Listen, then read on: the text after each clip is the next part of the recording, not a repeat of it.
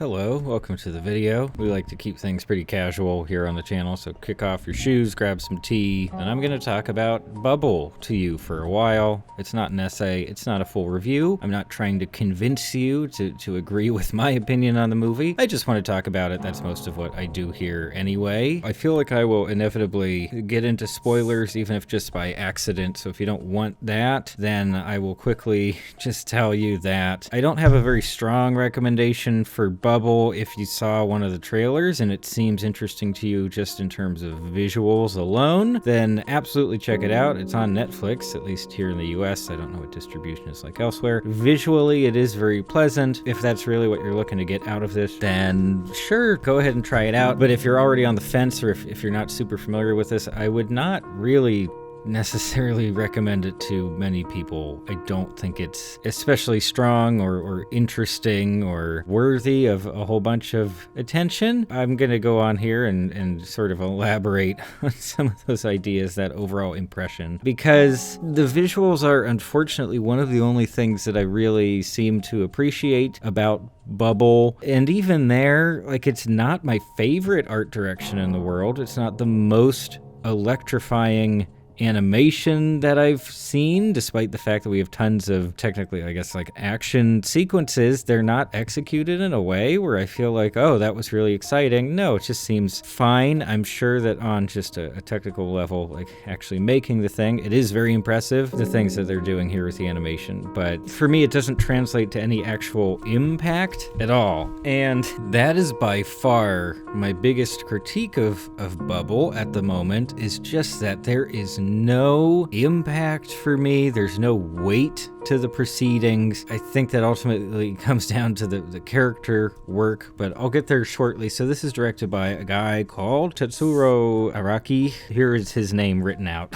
because my pronunciation is just not going to happen. He's worked on stuff like Death Note back in the day. He's worked extensively on Attack on Titan and a bunch of other anime projects, so clearly has this pretty impressive pedigree. I'm not super familiar with his work. I wasn't aware that he directed this until I looked it up right before I started watching. But personally, whether or not this is based on some kind of source material, I do not think this movie on its own does a good job of making you care about the world or the characters. Just personally, I could not care less about any of the characters here. I don't even know most of their names. There was little to no characterization happening in this movie to begin with. And here's a potential argument against what I just said. We have a lot of like archetypes and tropes in this movie. And you can completely argue that archetypes and tropes, despite the fact that they're overused in some circumstances or they might feel cliche, they can also be a way to tell a story very efficiently. Instead of having to characterize everybody right away, you can just kind of give the sense that they fit into a recognized archetype that everybody is already familiar with from other works of media. And that's kind of a shortcut. The audience gets a very early sense of who a character is, what their role is, what their arc is likely to be. Here's a basic example. In the old Western movies, you'll have like a black hat and a white hat. The white hat is generally the good guy who's also a loner.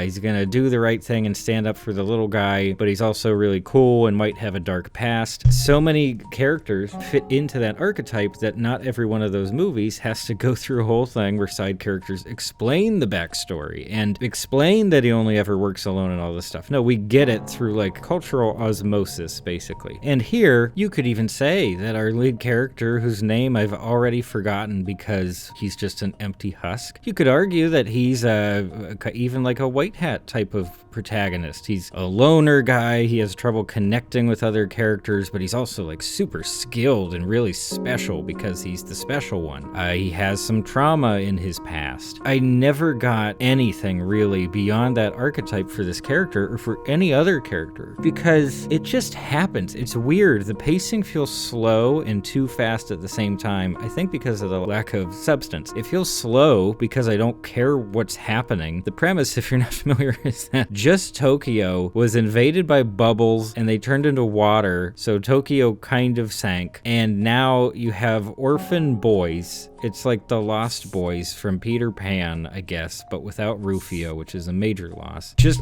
hanging out, and apparently they fight wait for vital supplies that comes from somewhere by doing parkour races in this weird post-apocalyptic environment, but it's not a full post-apocalypse because the rest of the world is apparently fine and they've just sort of given up on Tokyo except as a source of entertainment, because one of these teams of, I don't know whether they're orphans or not, but they have access to like advanced expensive technology that gives them a clear advantage over everybody else, and they also live stream the event, and it's like, what?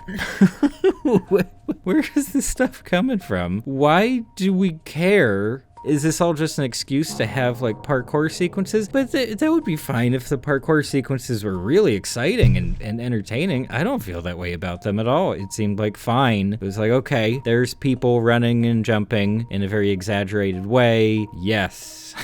And little questions like these, they're not the most important thing, but from the get-go, I'm saying, because it's like, I don't know, 20, 30 minutes before we sort of meet our lead lady character, who, I'll talk about her in a second, but I never really knew what I was supposed to care about. I knew we had our special boy, who's better than everybody else, and they need to win games to get supplies. They don't have parents. They're supposed to be like a lovable, scrappy group of misfits. It's the found family trope. There's a clear surrogate mother character whose role I still don't understand. Like, she's maybe using the boys as a way to gather data on, I don't know, biology, biochemistry. I have no idea. But she's also like a really positive character and they all love her a bunch. And then we're showing the special boy and it's like, okay, what is he trying to do? What is the major conflict of the movie? What is he supposed to be accomplishing? There never really was a central conflict,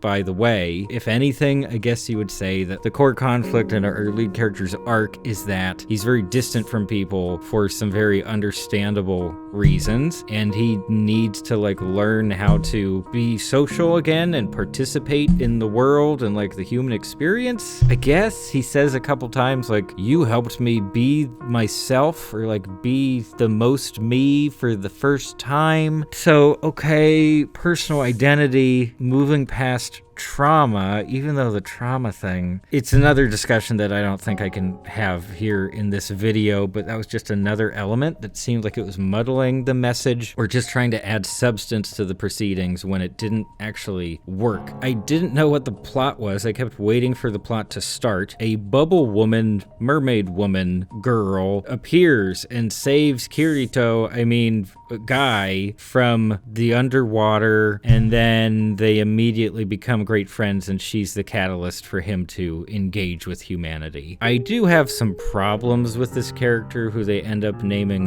Uta. First and foremost, she falls into this category that I'm sure has a name, but I don't know it off the top of my head, so I'm just going to go ahead and list off some other characters that I think fit into the category. But it's generally like not a protagonist, but a female character in a thing who is either like non-human or clearly very different from everyone else, special in certain ways, but also just on a surface level extremely helpless and almost like a tiny infant baby child. They just don't know how the real world operates or anything. Some of them can't even speak, but they have a special power, or they'll be the subject of sentences that sound like, oh, she's the key to all of this. So some other characters that fit that, like even like Olivia, Paper Mario the Origami King, Lou in Lou Over the Wall, Eleven in Stranger Things, absolutely, Ponyo even, and then we have River Girl in Firefly. I haven't watched that show in so long, but all of these characters, it's strange to me, aside from the fact that it feels overdone. Sometimes they don't feel like they have much of a character of their own. They just feel like a device for story things to happen. And then at the same time, a lot of them are used as simultaneously sort of a romantic interest for our lead character, but also like a baby,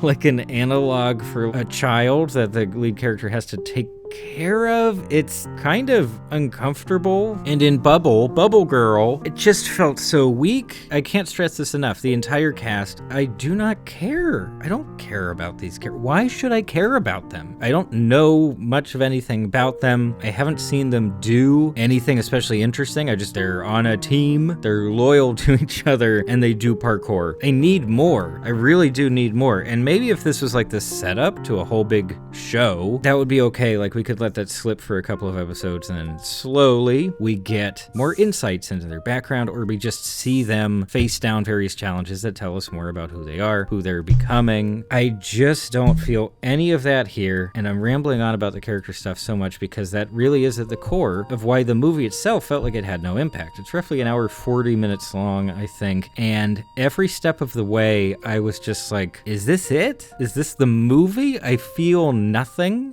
The visuals are pretty, I guess, especially in certain sequences. They're definitely spending a lot of time on those sequences. A lot of work went into them. For what? I have absolutely no idea. I don't know what the vision was here in terms of storytelling. I don't know if they figured they could slide on by just using the standard, like, be yourself, accept who you are, and be okay with that. There's maybe some weird messaging about various types of disabilities in a way, or at least that's one way you could interpret this. If that was intended, I don't think it came through very well. And our lead character does technically have an arc. He does open up to people because he falls in love with a pretty non-existent girlfriend, I guess, who's magic and saves his life and only has eyes for him and can barely speak. And then it's over. Like, it's just over. I'm sure that plenty of people have really enjoyed the movie, especially the visuals, and I'm not trying to discount the value of that. But a movie is more than its visuals. Like, other things have to be happening to make you feel like you're getting some kind of experience. Like, I'm sure the movie was trying to evoke something because it does follow certain tropes. And at the end, one of the funniest things to me was that, there's a heartfelt and very tragic moment between our main character and Bubble Girl, and they cut back to like flashbacks. And usually in a movie, you'd see all those key sequences, maybe 3 or 4 different scenes where they really connected, or just tiny little details about their relationship. And here they're just literally cutting back to like the two times these characters were supposedly having some kind of bond or meaningful interaction, which just comes out of nowhere. Like, they just show up at a place and they're like, oh, I'm having strong feelings right now. I don't feel it as a viewer, but they apparently are. And they're apparently very sad to see each other go after like 2 days or something like that. Yeah, the music really builds. It's like a very elaborate arrangement of sort of the melody or leitmotif that's been central throughout the movie's score thus far. It just doesn't work. It doesn't work. It's not pointing to anything. In a movie that's emotionally impactful, sequences like that can feel like showing you a photo of like a nice vacation, and there you are with some loved ones, and you remember that space and everything, and lots of memories come back. In this movie, this kind of sequence feels like looking at a photo of like the hotel floor from that vacation. It carries nothing. It doesn't spur anything in me. It's not calling back to anything of value. That's why this is such a confusing project to me. I don't know what they were trying to do, and even if someone told me straight up, like the director came over and told me what the purpose was, I would just sort of shrug and say, I don't know. I just don't think it clicked. I hope that this doesn't sound too harsh, but I am genuinely kind of confused, and no individual part felt like it was functioning the way it should be. We're getting lots of different opinions on it, so I hope that I haven't like upset anyone with my opinion. I'm not trying to bash the movie. That's not really my bag, but in the moment, right after watching the thing, this is how I feel about it, and I'm sure other people have many other completely different opinions about it. I'm sure there are videos out there talking about how great it is. Go ahead and check those out as well. Go ahead and hear some different perspectives. Feel free to form your own opinion on the whole thing. But yeah, I just don't. I'm shrugging so much in real life as I record. But I think that's enough. I'll let you go and just say thanks for stopping by.